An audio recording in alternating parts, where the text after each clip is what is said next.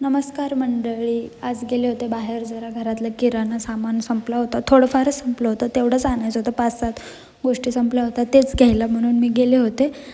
तर असंच असतं, एखादी वस्तू 1-2 वस्तू घ्यायला गेलो म्हणलं ना डीमार्टला, जे आपल्या डोळ्याला दिसन ते उचलून आपण घेऊन येतो. सगळ्यांचं तसंच होतं, लेडीजचं तर असंच असतं.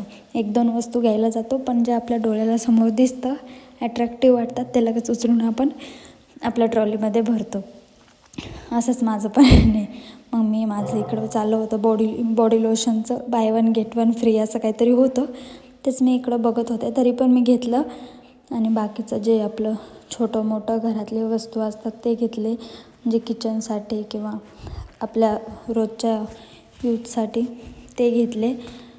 मग पुढे असंच थोडं टाईमपास केलं, बघत होतो सगळ्या वस्तू काय आणि काय नाही. मग त्यानंतर हे मला खूपच आवडलं.